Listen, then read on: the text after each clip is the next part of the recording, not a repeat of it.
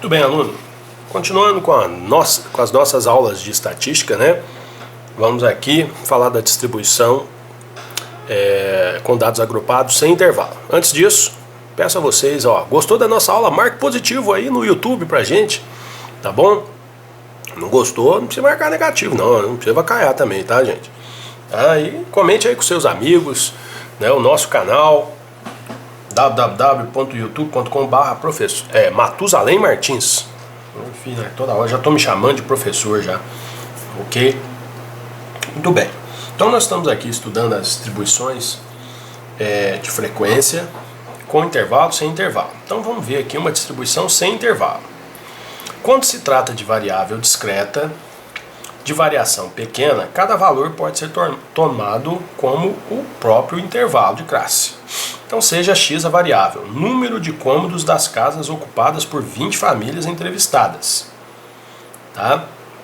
Então o assunto xi é número de cômodos. É o número de cômodos. Então você pode escrever xi ou pode escrever número de cômodos ali, nesse exemplo, correto?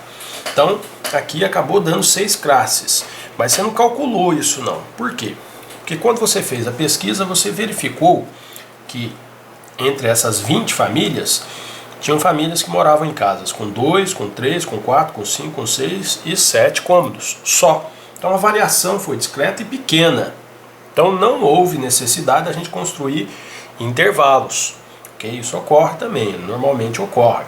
Se você fizer uma pesquisa, por exemplo, sobre um dado, jogar um dado várias vezes, o dado só vai variar do 1 ao 6, não precisa intervalo, correto? Então, dependendo da situação, você constrói a sua distribuição de frequência sem intervalo. Então, ficou pequena, né? Poucas classes, mas a própria pesquisa ela caminhou para esse lado.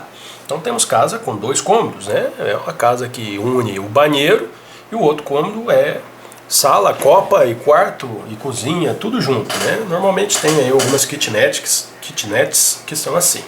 Depois vai subindo, já 3 cômodos, 4, 5, 6, 7. Então a frequência deu 4, 7, 5, 2, 1 e 1, num total de 20 famílias, tá bom? Então o xi, que lá na distribuição com o intervalo é o ponto médio do intervalo de classe. Quando você não tem intervalo de classe, o xi é o próprio elemento. Tá? Se você quiser tirar o ponto médio desse intervalo, não é intervalo, né? Mas você faria do mesmo jeito. Limite superior mais limite inferior. Como é um valor só, seria ele mais ele dividido por 2, que daria ele mesmo. Tá bom? Eu vou aproveitar aqui e tá fazendo alguns comentários.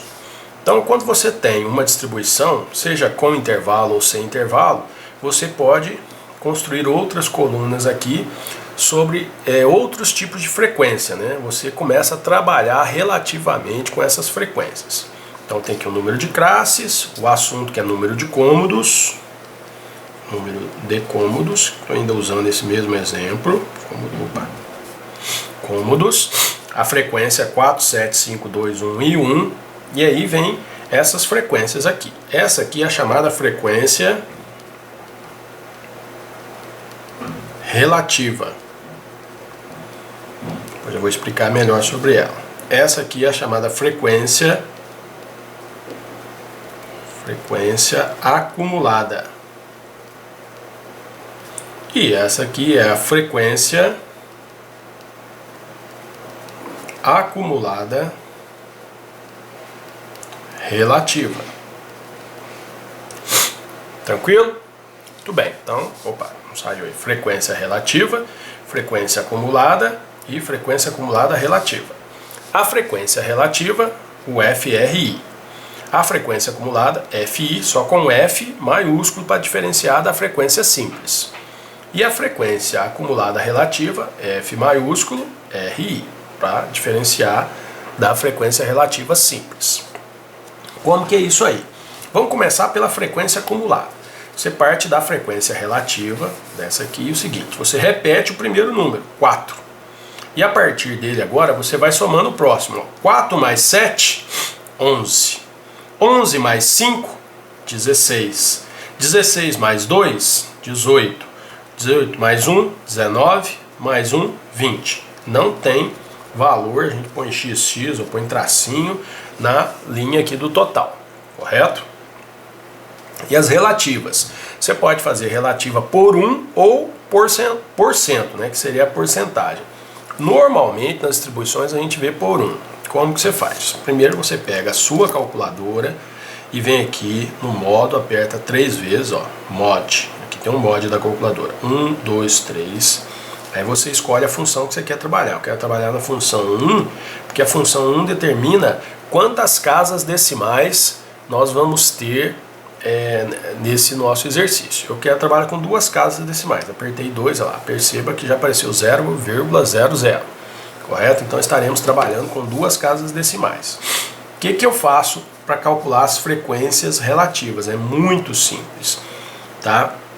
Você faz, na verdade, uma regrinha de 3, tá bom? Mas na verdade a conta é parte dividida pelo todo.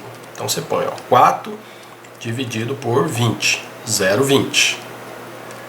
7 dividido por 20, sempre, olha lá, 0,35. 5 dividido por 20. Todos esses valores dividido por 20. 0,25. 2 dividido por 20. 0,10. 1 dividido por 20. 0,5, 0,05 e 0,05. Então você tem isso aqui. Na hora que você soma, tem que dar 1. Se você quiser por porcentagem, basta pegar todos esses valores, desse até esse, e multiplicar por 100. Veja bem, você tem 1 vezes 100, 100. 100 o quê? 100%. Aí você vai ter que colocar o símbolo de porcentagem aqui, tá? Então você faz a opção, ou faz por 1 assim, ou faz porcentagem. Porcentagem é só calcular esse e multiplicar todos os valores por 100. Todos os dois estão valendo. E a frequência acumulada relativa. Beleza. Você já calculou aqui a frequência relativa? E agora você faz, ó, o mesmo esqueminha que eu fiz para a acumulada da simples. Eu repito a primeira, 0,20. E aí vem somando, 0,20 mais 0,35, 0,55. 0,55 mais 0,25, 0,80. Mais 0,10, 0,90. Mais 0,05, 0,95. Mais 0,05, 1. Também não tem no total aqui, aí você coloca xzinho ou tracinho, tá bom? Então aí, essa aula serviu para a gente comentar da frequência relativa, frequência acumulada e frequência acumulada relativa. Alguns exercícios pedem também para fazer acumulada decrescente, tá bom? Então você pode começar de baixo para cima. 1, mais 1, 2, mais 2, 4, mais 5, 9, mais 7, 16, mais 4, 20. Tá? Ou começa de cima subtraindo. 20, aí você põe o total.